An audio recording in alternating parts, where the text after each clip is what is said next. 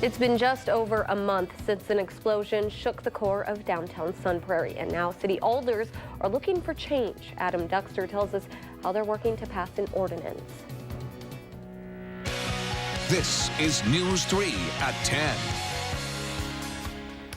Well, it has been just over a month since that explosion in Sun Prairie, and alders are looking to make a change. Adam Duxter tells us how they're working to pass an ordinance to prevent something like this from happening again. As the city of Sun Prairie continues to rebuild, city leaders are addressing digging policies they feel could make the area safer. Last month has been very trying.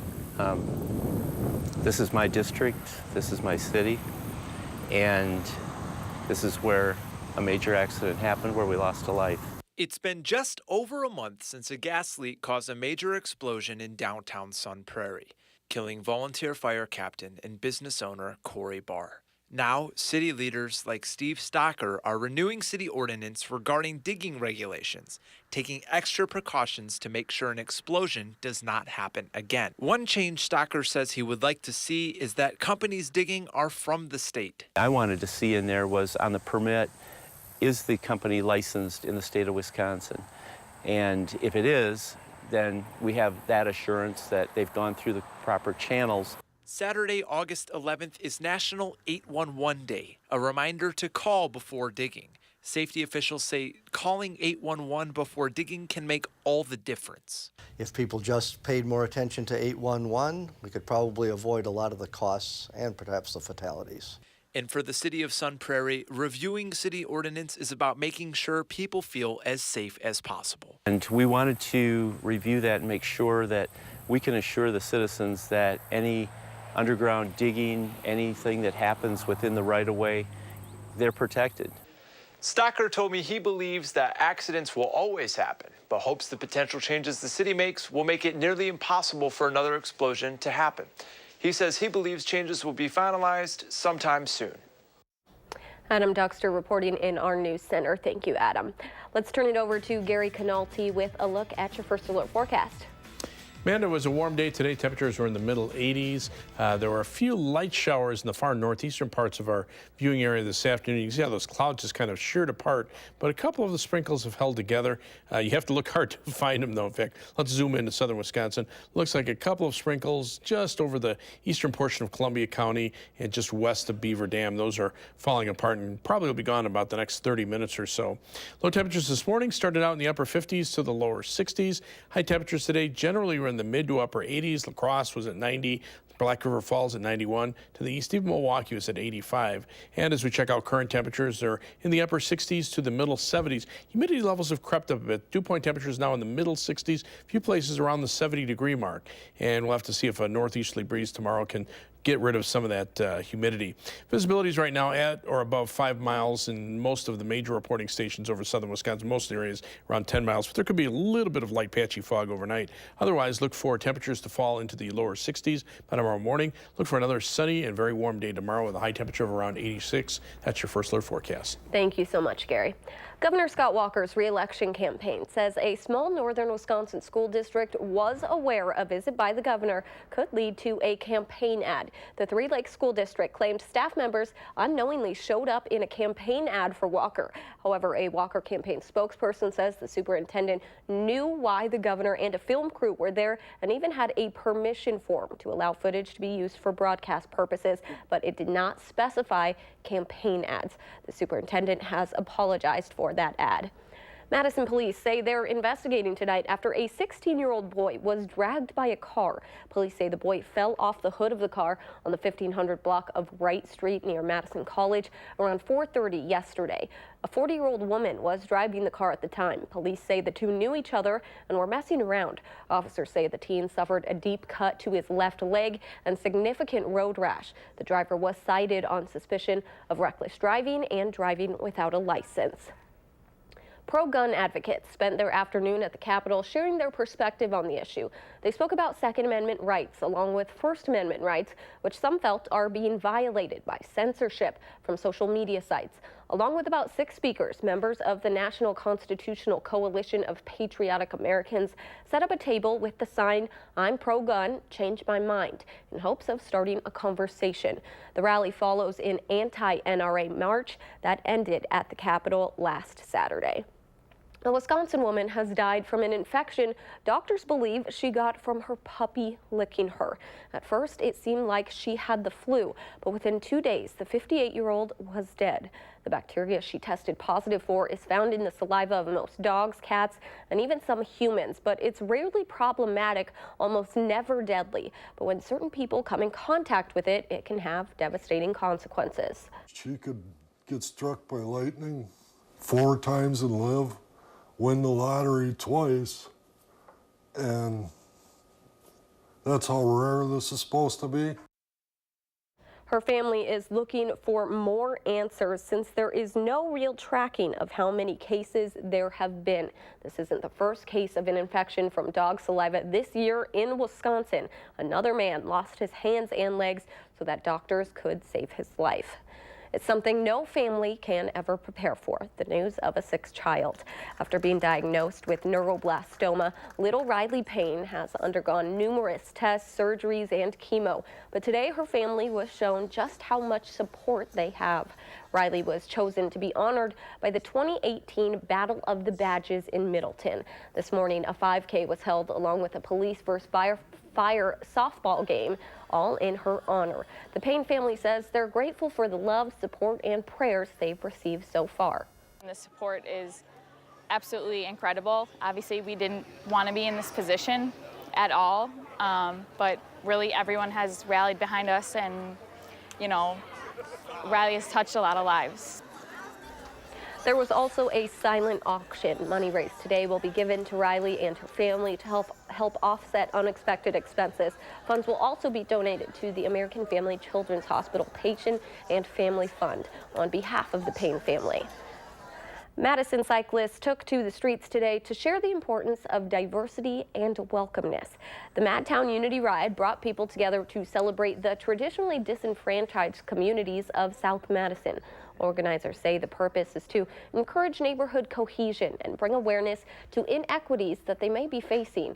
Participants also took the opportunity to unveil a bicycle fix-it station at the Badger Rock Neighborhood Center. Staff there say the students at the school will get some good use out of it. Oh, they're going to be excited when they come on the first day and see the fix-it station. I have a feeling they'll be breaking their bikes just to fix them again. Participants biked about 10 miles through Madison's south side. Beer lovers from across the Midwest are gathering for a beer tasting festival unlike any other today. The Great Taste of the Midwest brings over 190 breweries and 1,400 different beers to Olin Park. Attendees enjoyed craft beers and had the chance to speak to the brewers directly to learn about each of them. With so many beers to try throughout the day, organizers say that ensuring the safety of the attendees and community members was most important today. A lot of people here drinking. And most of the crowd's so good, but you know, if you haven't been here, experience it, it can sneak up on you. We have dollar cab rides back. We want to make sure it's a non-driving event. So yeah, safety is real important to us. Attendees had to buy their tickets about 6 months in advance because this event is so popular. Well, back to school time is creeping up, and a Madison organization is stepping forward to help families take on the burden of paying for school supplies. 100 Black Men of Madison hosted a back-to-school event today, offering backpacks and supplies to eager grade schoolers and their families. Attendees could also pick up books and get help registering for school. Volunteers say the joy that the kids experience when they pick up a new backpack is contagious. The kids are very pleased because they're wearing this backpack on their shoulder and it's brand new. They just love this sort of thing, and it's sort of a give and take. The more energy they give to us, the more we give back to them, and everybody walks out here on cloud 9. This is the second year that the event has been going on at Madison College. Organizers say this has enabled them to continue growing and helping more people. UW-La Crosse is making a move to ban plastic straws on campus. The university announced the change to reusable straws at dining locations in a letter to staff earlier this month. Officials say they'll likely promote the movement by handing out free reusable straws this fall. They note there will be plastic straws available on request for those who need them. Students still need to vote on a referendum to completely ban straws from campus. You can expect to see some stuff piling up by the curb this weekend. Normal Recycling in Madison is taking a 2-day break ahead of downtown move-out days next week. City crews had been making special daily pickups of garbage, recycling, and large items, but they've temporarily stopped for the weekend. They'll start again on Monday, emptying recycling carts every day until next Friday. If you're one of the people moving out over the next week, you're asked to make sure all of your garbage and recycling are in the carts to keep neighborhoods clean. Some people in the eastern part of the state are getting a taste of Wisconsin one cheese curd at a time. I don't know if that's quite right. I saw some just throwing them in there. Joey Chestnut, the Nathan's hot dog eating world champ, was among the contestants today at the first ever cheese curd eating contest at the state fair. Contestants had 6 minutes to eat as many curds as possible, eating for the prize of $4,000. The winner, Darren Breeden, set the world record, eating 5 pounds. I can't believe 5 pounds, 2 ounces of cheese curds. Wow. Coming up next on News 3 at 10, more wildfires in California. We have the latest.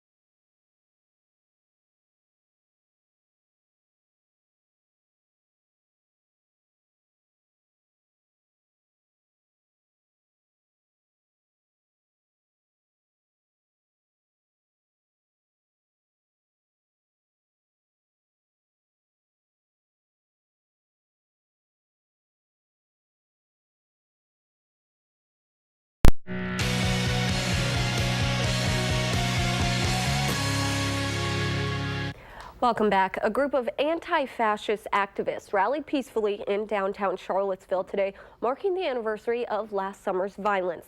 They marched through the area chanting against white supremacy and holding a sign that said, "Good night, white pride." Charlottesville is holding marches, vigils, and other community events amid a heavy police presence as they anticipated possible violence. Stores downtown closed as well, but slowly began to open when things remained peaceful. However, a University of Virginia professor and Black Lives Matter organizer says the events that happened last year could happen anywhere. White supremacy is imprinted in the DNA of this nation. And what we saw in August 2017 was an eruption of that ideology. These are not simple ideas. And this is why we believe that there should be no platform for white supremacy. This is not Democrats versus Republicans. A memorial was also set up in honor of the woman killed during the violence last year. A car ran into a group of counter-protesters, killing 32-year-old Heather Heyer. Those at the rally today stopped at the site and paused for a moment of silence. The man driving the car was charged with second-degree murder. He pleaded not guilty in July. 3 of the largest wildfires in California history are still burning tonight. They have burned more than 500,000 acres. What officials call the Holy Fire is threatening thousands of homes. Jonathan Vogalti is there. A break in the weather is giving firefighters relief for the first time in 6 days. Low winds and dipping temperatures held back most of the Holy Fire's fury. Yesterday, the blaze moved in on neighborhoods, doubling in size in just 24 hours. It seems as soon as one fire is put out, another one starts right back up. This one being carried by the wind over this highway and up into this mountain. This area is so bone dry, firefighters worry it could explode like a powder keg.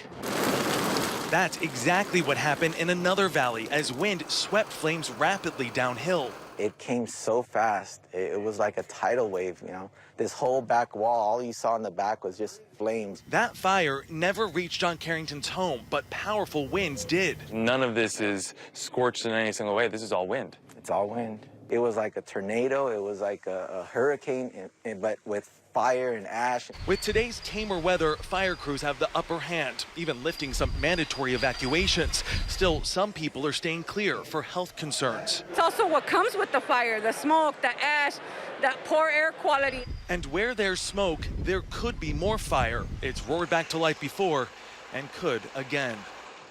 It only took about an hour for those flames to rip through this entire valley. And that's exactly why firefighters say they're prepared to stay here for several weeks until every last hotspot is put out. Jonathan Vigliotti, CBS News, Temescal Valley, California. All right, let's talk weather now. Gary, how was your day? My day was fine. Now ask me how my night was last night.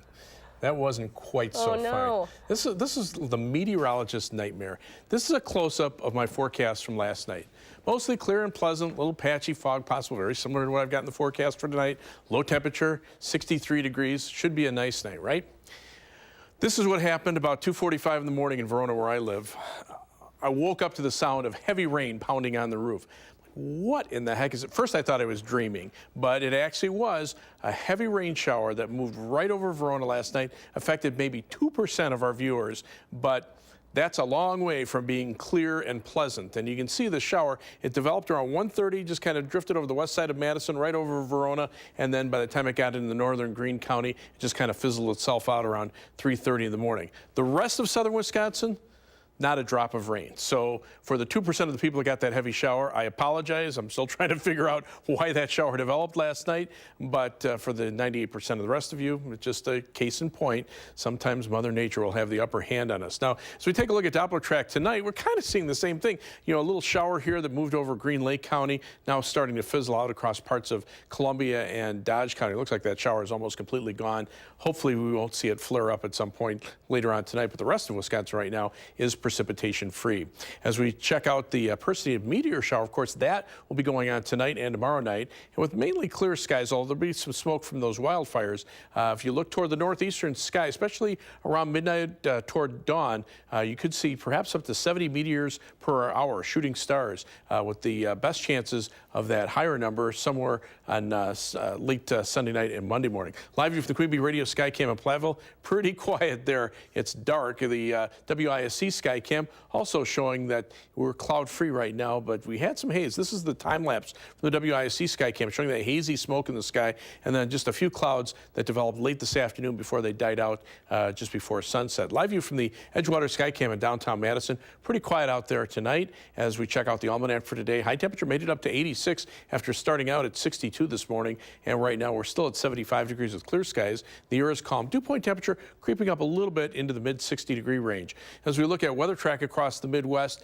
notice how clear the skies are here. I mean, other than those couple of light showers that popped up this afternoon over east central Wisconsin, things pretty quiet. High pressure is located right over us, and look at the current temperatures. They're still in the upper 80s over the western portion of Montana and into western North Dakota.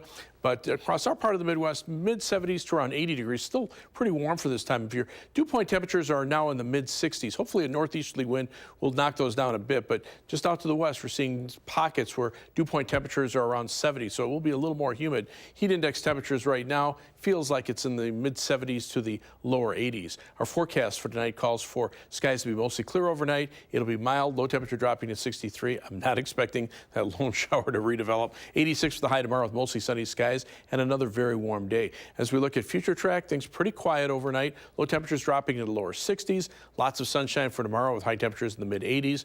Back down into the lower 60s for tomorrow night. And look for sunny skies on Monday. High temperatures in the middle to the upper 80s. 7 to 10 day forecast. Those temperatures staying in the mid-80s at least through Tuesday. Now on Tuesday we'll see a little more humidity. That will lead to some thunderstorm chances from Tuesday night into Wednesday. By Thursday, the humidity levels will drop a little bit. High temperatures in the upper 70s to around 80 degrees. And then we'll be in the low 80s through next weekend and into the following week.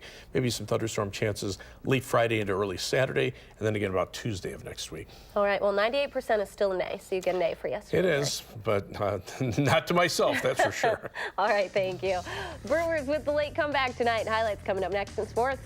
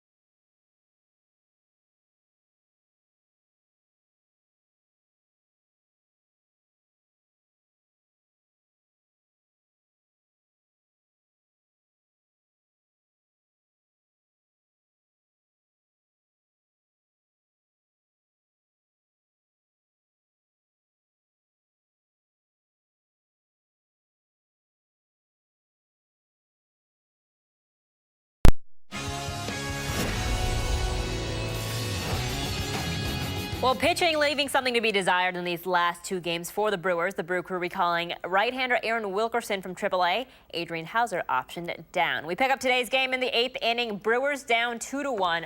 Mike Moustakas lines that one perfectly down the left field line. That's a 2 RBI double scoring Christian Yelich and Lorenzo Cain. Brewers taking the 3-2 lead. Eric Kratz with a short one later, bases loaded. Ryan Braun scores 4-2 Brewers.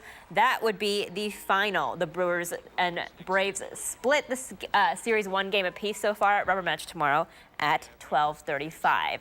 Nationals and Cubs at Raleigh. Bill Murray taking in the game there. Scoreless in the first inning until Ryan Zimmerman getting a 2-run shot off of John Lester. 2-0 Nationals. Fast forward now to the 9th inning. Cubs with a little bit of a rally here. It's 92 Nationals. Ben Zobrist, a 2 RBI double, but not enough. Cubs lose 9-4 the final.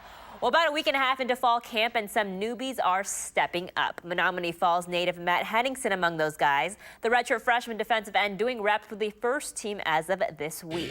Defensive coordinator Jim Leonard very complimentary of the walk-on, especially with his progression in the spring and summer, and how much he improved to get himself into those first-team reps. Now, that kind of progression is especially important with the loss of 3 starters on the defensive line. It doesn't necessarily surprise us. Maybe surprises you that he may have the role he's going to in year 2. You know, traditionally, this guy might get that role in year 3, year 4, year 5. But just work. That's a credit to the kid to put in the work, like I said, mentally and physically to give yourself a chance. Also making progress, the Packers after their first preseason game. It wasn't the flashiest, prettiest, most perfect of games, but head coach Mike McCarthy encouraged by what he saw.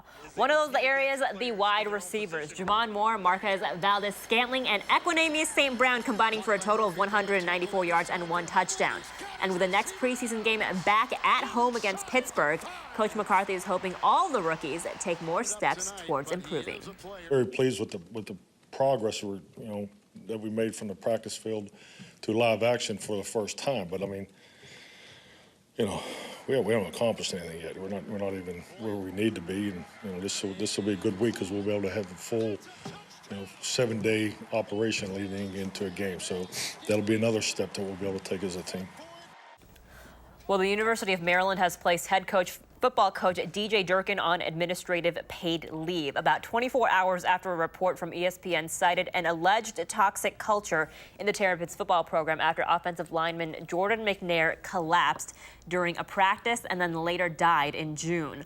Offensive coordinator Matt Canada will take over as interim. Canada was the offensive coordinator and quarterbacks coach for the Badgers in 2012. In a letter on Twitter, Maryland's athletic director says they will investigate the culture of the program. Finally tonight, the city of Madison hosting the American Ultimate Disc League Championships at Breese-Stevens Field tonight. The Madison Radicals taking on the Los Angeles Aviators in the semifinals for a shot at the championship game tomorrow against Dallas. And the Radicals, they'll do just that. They beat Los Angeles 24-19. The final score. Title game tomorrow at noon back at Breese-Stevens. This is one of those cool things where you get to support your local Madison team here. So I suggest that if you have time, head out there at noon. I'm sure the weather's supposed to be beautiful, so why not? And it's so cool that the championship is here. Yeah, exactly. Might as well go. All right, thank you so much. We'll be right back.